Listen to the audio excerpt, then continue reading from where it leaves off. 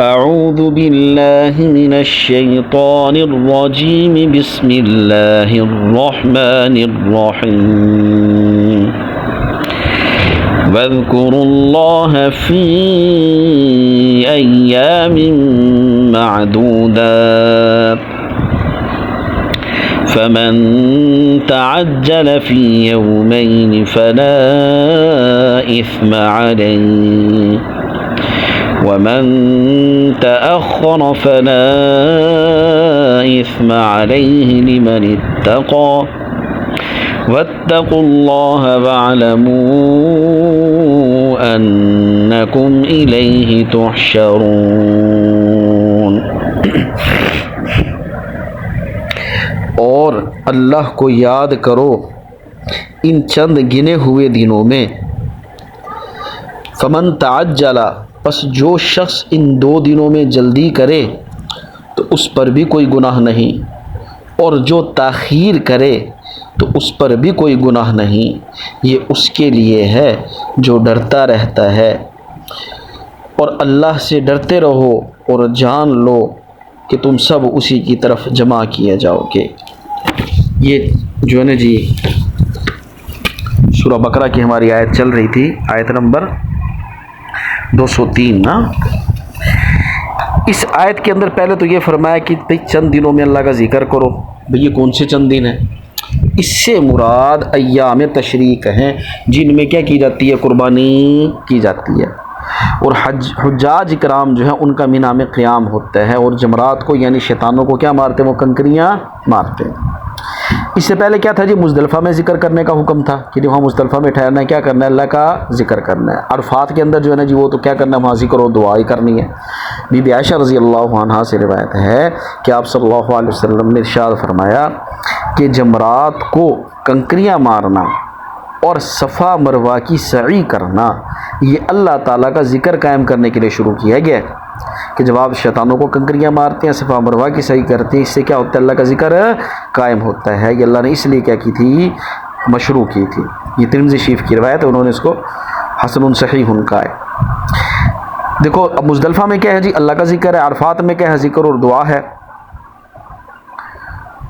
اور کیا کہتے ہیں؟ مینا میں بھی یہی کچھ ہے۔ تو اللہ کا ذکر جو ہے یہ بہت بڑی چیز ہے، مومن بندوں کو ہر وقت اس میں لگے رہنا چاہیے۔ پھر بعض خاص دنوں میں اور خاص وقتوں میں ذکر کی اہمیت بڑھ جاتی ہے۔ سب سے بڑی عبادت کون سی ہے؟ نماز ہے۔ اس میں اللہ تعالیٰ کا اس کے بارے میں اللہ تعالیٰ نے کیا فرمایا؟ اقم الصلاۃ لذکری، نماز میرے ذکر کے لیے قائم کرو۔ سب جانتے ہیں جی نماز اول سے لے کے آخر تک ذکر ہی ہے۔ نماز سے پہلے اذان اقامت ہے، وہ اس میں بھی اللہ کا ذکر ہے بھائی۔ نماز کے بعد تسبیحات اور دعائیں ہیں، یہ بھی ذکر ہے۔ اور حج تو ہے ہی سراپا ذکر ہے، تلبیہ ہے ذکر ہے، طواف میں ذکر ہے، سعی میں ذکر ہے، عرفات میں ذکر ہے، مزدلفہ میں ذکر ہے، ایام مینا میں ذکر ہے، شیطان کو کنکریاں مارتے وقت رمی کے اندر کیا ذکر ہے، قربانی کرتے وقت کیا ذکر ہے۔ اور آپ صلی اللہ علیہ وسلم کی جو زندگی مبارک زندگی ہے، اس کے تمام احوال اشغال میں کس چیز کی تعلیم دی گئی؟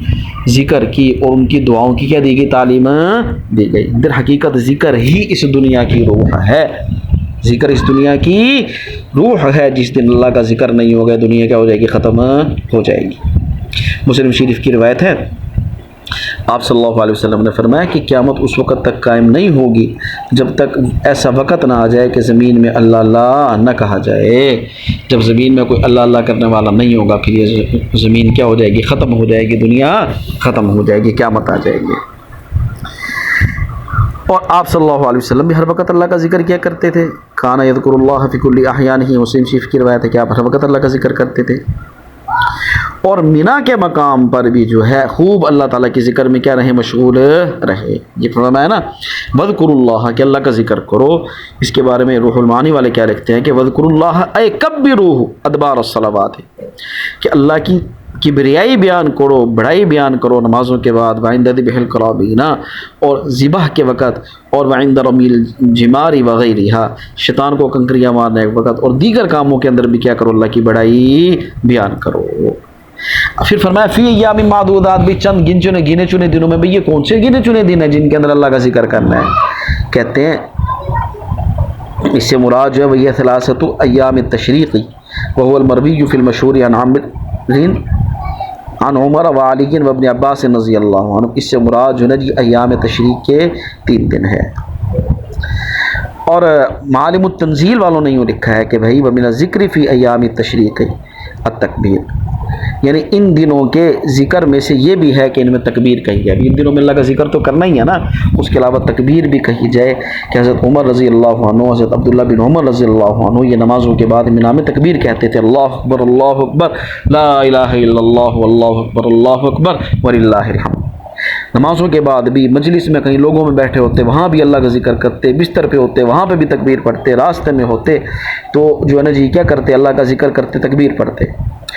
اور ایام تشریق میں بھی ان ایام میں مشروع، تکبیر ایام تشریق میں بھی مشروع ہے نا۔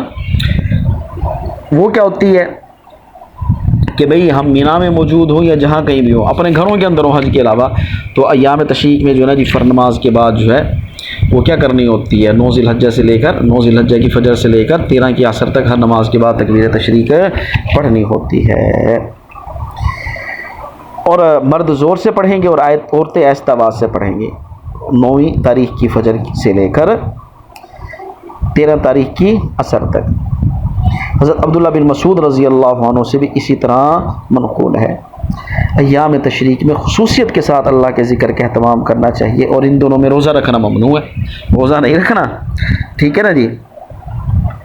کہ مسلم شریف کی روایت ہے کہ آپ صلی اللہ علیہ وسلم فرمائے کہ لا تصوموا فی هذه الايام فانها ایام اکل و شرب و ذکر اللہ، کہ بھئی ان دنوں میں روزہ نہ رکھو، یہ تو کھانے پینے کے اور اللہ کے ذکر کے دن ہے۔ اور ایک اور روایت بھی ہے مشہور ہے کہ کھانے پینے کے اور جماع کے دن ہے، اللہ تعالیٰ کی طرف سے دعوت ہوتی ہے، اللہ کی نعمتیں کھاؤ، گوشت کھاؤ اور خوب خوب کیا کرو، اللہ کا ذکر بیان کرو، اللہ کی بڑائی، اللہ کی کبریائی بیان کرو۔ اللہ تعالیٰ ہم سب کو اپنے گھر کی حاضری نصیب فرمائے، اپنے حبیب کے گھر کی حاضری نصیب فرمائے۔